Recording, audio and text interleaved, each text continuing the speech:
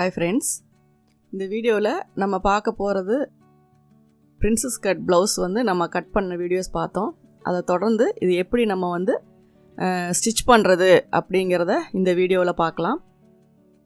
ஒரு princess cut blouse நம்ம வந்து கட்டிங் வந்து ப்ராப்பராக போட்டு முடிச்சிட்டோம். இப்போ அதை வந்து கண்டினியூஸாக அதனுடைய ஸ்டிச்சிங் எப்படி அப்படிங்கிறத நம்ம இந்த வீடியோவில் பார்க்கலாம்.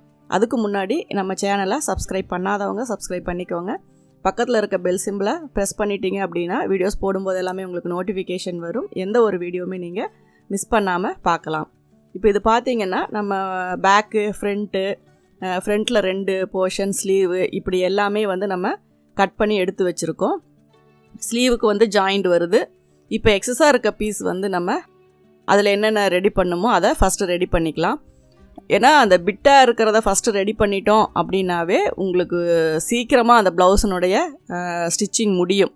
ஏன்னா அது தைக்க எடுத்தோம் அப்படின்னா அது கொஞ்சம் லேட் ஆகும். அதனால் நான் எப்போவுமே சொல்கிறது, ப்ராப்பராக ஒரு ப்ளவுஸ் ஸ்டிச் பண்ணணும் அப்படின்னா நீங்கள் வந்து நெக் பீஸு, யோக் பீஸு, அந்த ஓப்பன் பீஸு இது எல்லாத்தையுமே நீங்கள் ஃபஸ்ட்டு ரெடி பண்ணிக்கோங்க. இப்போ இதுக்கு எக்ஸஸாக தேவைப்படுறது ஓப்பன் பீஸு. இது கொஞ்சம் பட்டி லென்த்தாக வரனால நம்ம ஜாயின் போடுற மாதிரி வரும். அதே மாதிரி கீழே வந்து ஃப்ரண்ட் சைடு மடித்து தைக்கிறதுக்காக கொஞ்சம் கிளாத் வேணும். அது இல்லாமல் நமக்கு நெக் பீஸு இவ்வளோ தான். ஏன்னா இதில் யோக் வராது நம்மளுக்கு. இந்த மாதிரி அந்த ஒரு ப்ளவுஸுக்கு ஃபஸ்ட்டு என்னென்ன நம்ம ரெடி பண்ணணுமோ அதை வந்து நம்ம ஃபஸ்ட்டு ரெடி பண்ணிக்கலாம். இப்போ நான் பண்ணுறது ஓப்பன் பீஸுக்கு வீப் பட்டி வைக்கிறதுக்காக நான் வந்து ஜாயின் போடுறேன்.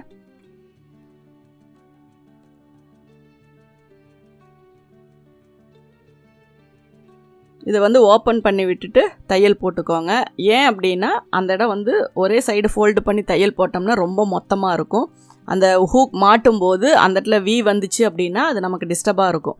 அதனால் அதை வந்து நம்ம கரெக்ட் பண்ணிக்கலாம். இப்போ வந்து பட்டியோட உயரம் எவ்வளோ வருது அப்படிங்கிறத நம்ம பார்த்துக்கலாம். ஓப்பன் பட்டியோட உயரம் எவ்வளோ வருதுன்னு பார்த்துக்கலாம். இப்போது இந்த பீஸில் கட் பண்ணி வச்சா சரியாக இருக்கும் அப்படிங்கிறனால இதில் வந்து நம்ம 2 பீஸ் கட் பண்ணிக்கலாம்.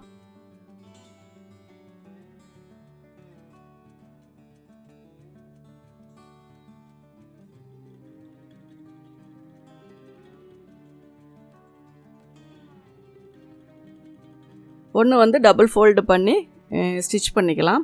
கரைப்பகுதியாக இருந்தாலும் மடித்து பண்ணுங்கள். நமக்கு தேவையான அகலம் தான், ஒரு 1.25 இன்ச் 1.5 இன்ச்சு. மீதி வர்றதை நம்ம அப்புறமா கட் பண்ணிக்கலாம். இப்போ இதில் வந்து உங்களுக்கு வீப்பட்டியில் கொஞ்சம் கிளாத்து உயரமாக தான் இருக்குது. அது இருந்துட்டு போட்டோம். அது கடைசியாக நம்ம கட் பண்ணிக்கலாம். எக்ஸஸாக இருக்குது, அது அப்படியே இருந்துட்டு போட்டோம். இதுலேயும் ஒரு 1/2 இன்ச்சுக்கு நம்ம தையல் போட்டுக்கலாம்.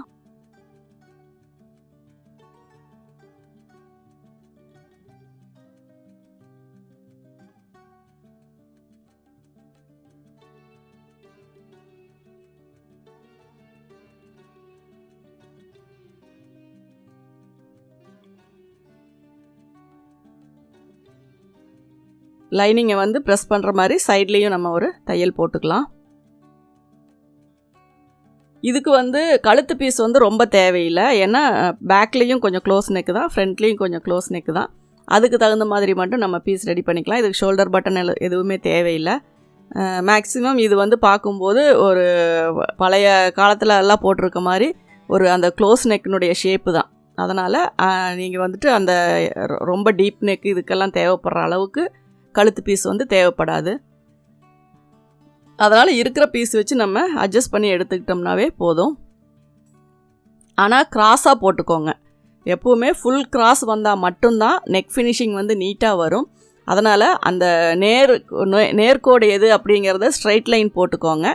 அதுக்கப்புறம் அது கிராஸ் எப்படி அப்படிங்கிறத பார்த்துக்கோங்க. இழுத்து பார்த்திங்கனாவே உங்களுக்கு நல்லா தெரியும். நிறைய பேருக்கு அது கிராஸ் எப்படி போடுறது அப்படிங்கிறதே டவுட்டாக இருக்கும். நம்ம பேக் லென்த்து வைக்கும்போது ஸ்ட்ரைட்டாக கோடு போடுவோம்.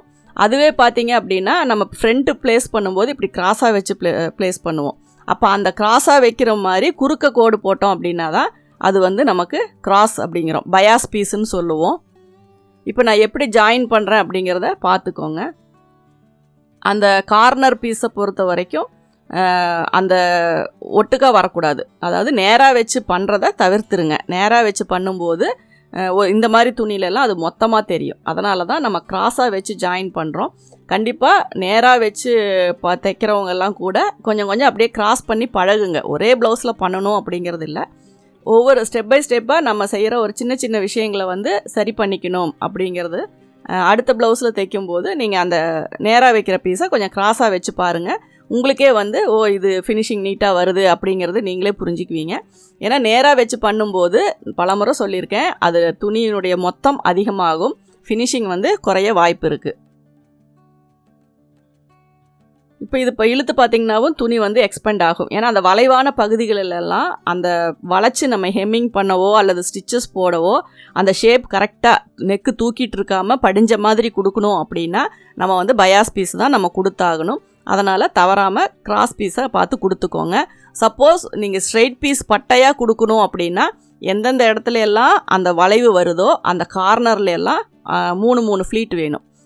பேக்கில் 2 இடத்துல வளைவு வரும், அந்த இடத்துல 3 ஃப்ளீட்டு. ஃப்ரண்ட்டில் 2 இடத்துல வளைவு வரும், அந்த இடத்துல 3 ஃப்ளீட்டு. மற்ற இடத்துக்கெல்லாம் தேவையில்லை. ஏன்னா அந்த பெண்ட் ஆகிற இடத்துல மட்டும் ஃப்ளீட்ஸ் வேணும். அதை வந்து கரெக்டாக பார்த்துக்கோங்க. கிராஸ் பீஸ்லேயே கூட ஒன் சைடு அடிச்சுட்டு நீங்கள் பட்டையாக வர மாதிரி கூட வச்சுக்கலாம் நெக்கு. அப்போ கூட ஒரு ஃப்ளீட்டு அந்த மாதிரி வைங்க. அப்போ வந்து உங்களுக்கு அந்த சுருக்கம் வந்து வராது. இப்போ வந்து ஸ்லீவ் வந்து எப்படி ஜாயின் பண்ணுறது அப்படிங்கிறத பார்க்கலாம். ஸ்லீவில் ஜாயின் பண்ணும்போது ஃபஸ்ட்டு கவனிக்க வேண்டிய விஷயம் என்னென்னா, நம்ம ரைட் ஸ்லீவில் ஒரு பக்கமும் லெஃப்ட் ஸ்லீவில் ஒரு பக்கமும், அதாவது பேக் சைடில் தான் ஜாயின் போடுறோம். அப்படி ஜாயின் போடும்போது அந்த பிசுறு வந்து உள்பக்கமாக தான் போகணும். அப்போ என்ன ஆகணும்னா, நீங்கள் வைக்கும்போதே ஆப்போசிட்டில் வச்சுட்டு அந்த பீஸை வந்து அதில் ப்ளேஸ் பண்ணிடுங்க. கீழே ஈவனாகவும் மேலே வந்து அன்ஈவனாகவும் வச்சுக்கோங்க. ஏன்னா கீழே ஈவனாக இருக்கும்போது மேலே எக்ஸஸாக வரும்போது அதை நம்ம அந்த ஷேப்புக்கு தகுந்த மாதிரி நம்ம கட் பண்ணிக்கலாம். எப்போவுமே ஜாயின் பீஸ் வந்து கொஞ்சம் 10 போடாதீங்க, கொஞ்சம் அதிகமாகவே போடுங்க. அதுக்கப்புறம் நம்ம மடித்து கட் பண்ணும்போது அதை வந்து நம்ம ஈக்குவல் பண்ணிக்கலாம்.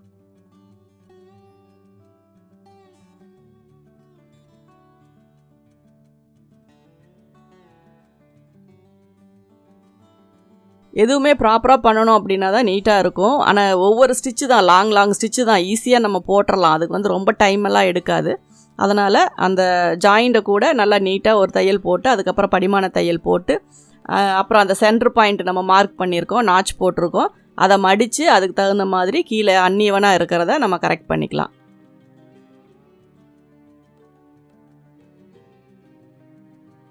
சென்ட்ரு பார்த்திங்கன்னா கீழ்கையிலையும் சென்டர் இருக்கும், மேலேயும் சென்டர் இருக்கும். அதை கரெக்ட் பண்ணி அதில் வந்து நம்ம தையல் கட் பண்ணிக்கலாம்.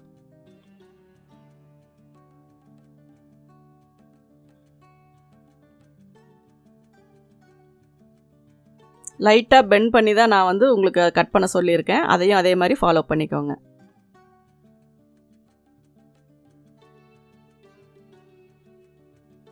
இப்போ ரைட் லெஃப்ட்டு உங்களுக்கு மாறாமல் வருதாங்கிறதையும் நீங்கள் செக் பண்ணிக்கோங்க. ஏன்னா நீங்கள் பண்ணுறது எல்லாமே கரெக்டாக தான் பண்ணுறீங்க. ஏதோ இடத்துல கொஞ்சம் கவனக்குறைவு ஆயிடுச்சு அப்படின்னா மறுபடியும் பிரித்து தைக்கிற மாதிரி ஆயிரும். இல்லைன்னா அந்த ஜாயிண்ட்டினுடைய பிசுறு வந்து வெளியில் வந்துடும். அதனால் ஆப்போசிட்டாக வச்சு பார்த்துக்கிட்டீங்க அப்படின்னாவே உங்களுக்கு வந்து அது கரெக்டான பொசிஷனில் அதை நம்ம வச்சுருக்கோமா அப்படிங்கிறது உங்களுக்கு தெரியும்.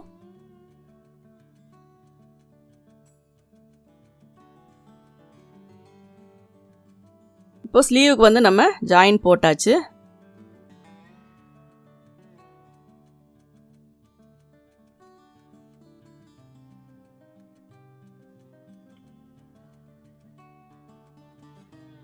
இப்போ இதில் வந்து 2 மெத்தடில் வந்து நம்ம ஸ்லீவ் வந்து கீழே ஃபினிஷ் பண்ணலாம்.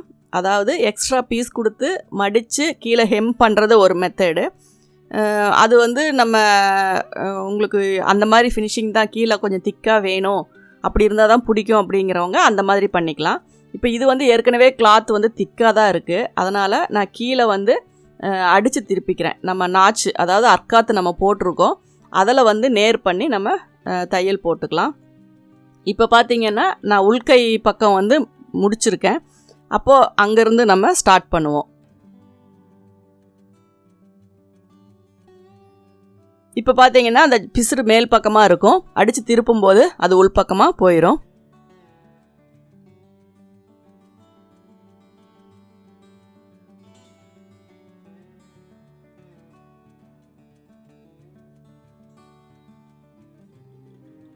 நல்லா நகத்தில் ப்ரெஸ் பண்ணி விட்டுட்டு படிமான தையல் போட்டுக்கோங்க.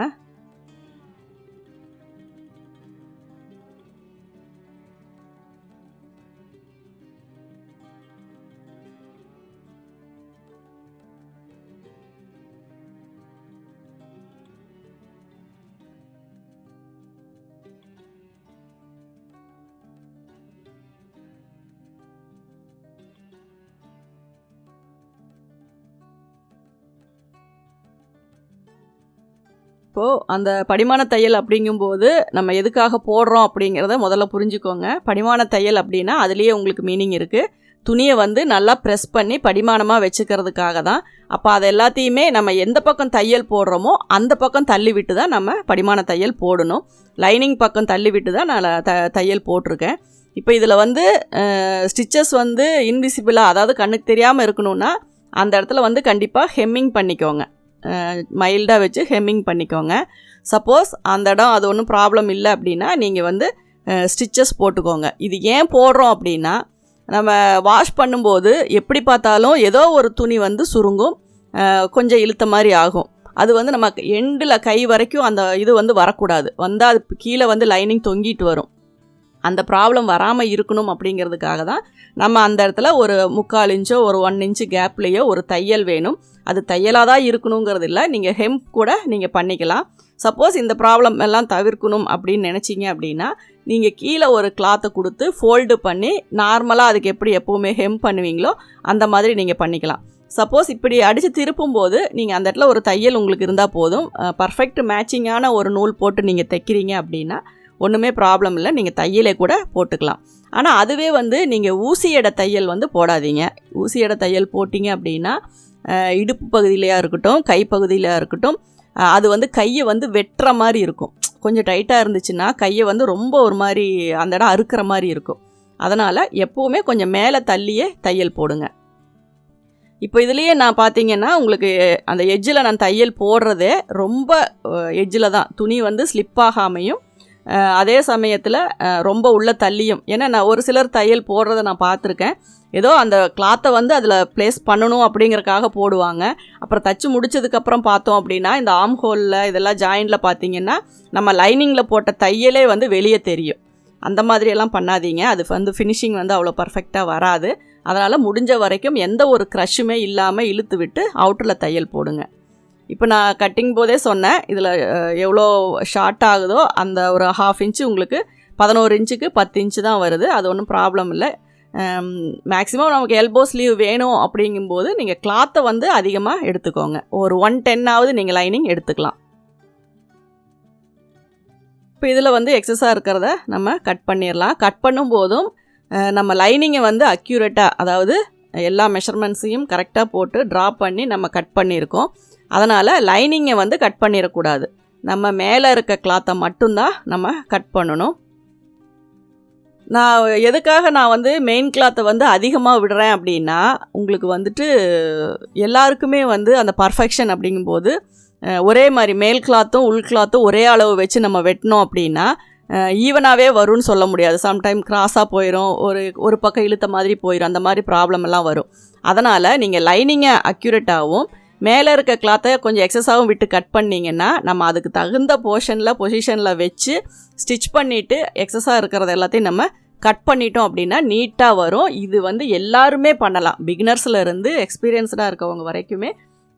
இந்த மாதிரி பண்ணும்போது நம்மளுக்கு ரொம்ப ஏன்னா எக்ஸ்ட்ராவாக ஒரு ஒர்க்கு, அந்த எக்ஸ்ட்ரா கிளாத்தை கட் பண்ணணும், அவ்வளோதான். ஆனால் ஃபினிஷிங் வந்து உங்களுக்கு நீட்டாக வரும். இதுவே ஆல்ரெடி நீங்கள் 2 துணியும் ஒரே அளவாக கட் பண்ணிவிட்டு நீங்கள் வச்சு தைச்சதுக்கப்புறம் கொஞ்சம் அதுவும் அந்த சாரீ கிளாத்தெல்லாம் பார்த்தீங்க அப்படின்னா ரொம்ப மெலிசாக கிராஸாக இழுத்துட்டு போகும். அதெல்லாம் ஒன்றா கட் பண்ணி நீங்கள் வச்சு தைச்சிங்கன்னா கண்டிப்பாக ஃபினிஷிங் வராது. அதனால் இந்த மெத்தடை நான் ஃபாலோ பண்ணுறேன். நீங்கள் எப்படி பண்ணுறீங்களோ உங்களுக்கு எது கன்வீனியண்ட்டாக இருக்கோ அதை வந்து நீங்கள் ஃபாலோ பண்ணிக்கலாம்.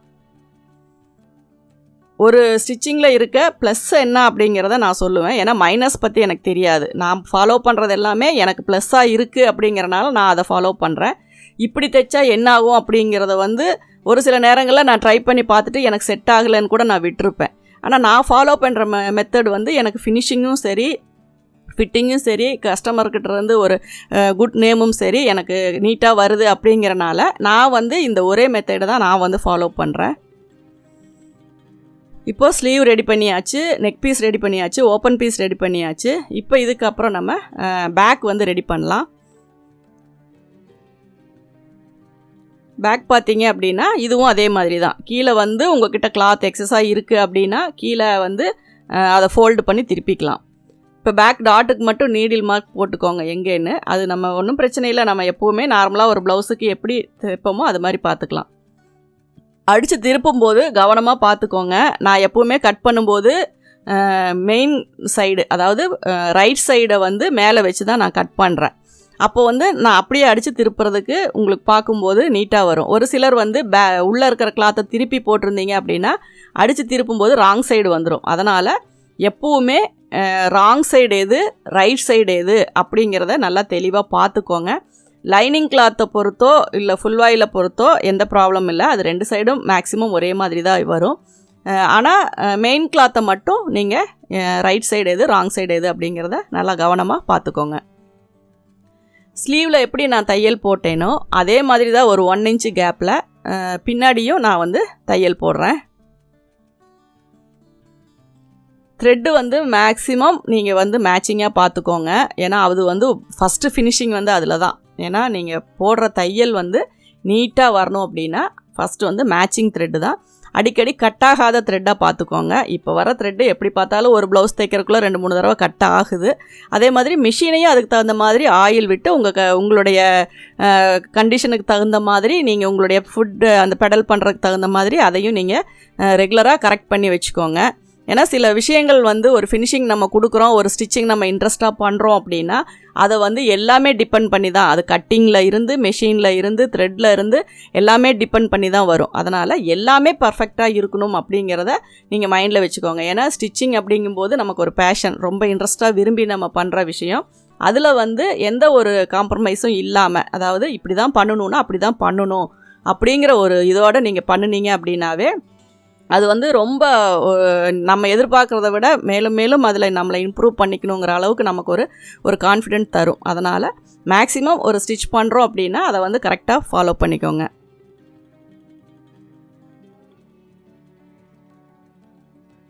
ஆம்ஹோலாக இருக்கட்டும், அதே மாதிரி ஃப்ரண்ட்டில் வந்து நம்ம போடுற அந்த செஸ்ட் பாயிண்ட்டாக இருக்கட்டும், இந்த 2மே தான் ரொம்ப முக்கியம் ஒரு ப்ளவுஸுக்கு. அதனால் ஆம்ஹோலினோட உயரமும் முன்னாடி வர அந்த டாட் பாயிண்ட்டும் கரெக்டான அளவில் வச்சிட்டிங்க அப்படின்னாவே ஒரு பிரின்சஸ் கட் ப்ளவுஸ் அப்படிங்கும்போது ரொம்ப பர்ஃபெக்ஷனாக உங்களுக்கு வரும்.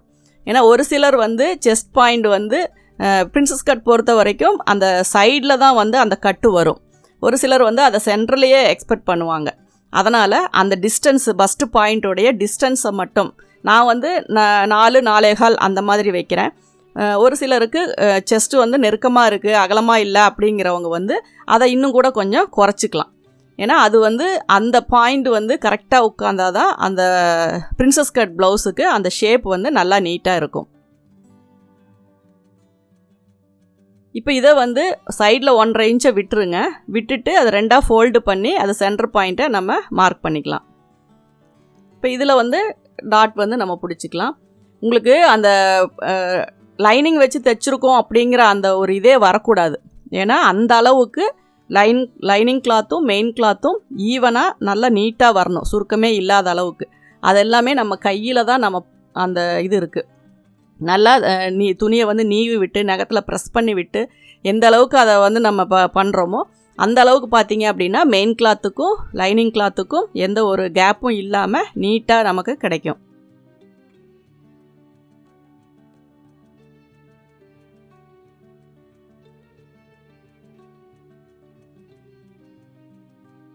இப்போ இது வந்து 14 இன்ச்சு, நான் 14 இன்ச்சு உயரம் வச்சுருக்கேன். அதனால் அந்த டாட்டினுடைய லென்த்து பேக்கில் வந்து நெக்கு கிடையாது. அதனால் கொஞ்சம் கீழே பார்த்தீங்கன்னா ஸ்ட்ரைட்டாக தான் வரணும், வளைவு வரக்கூடாது.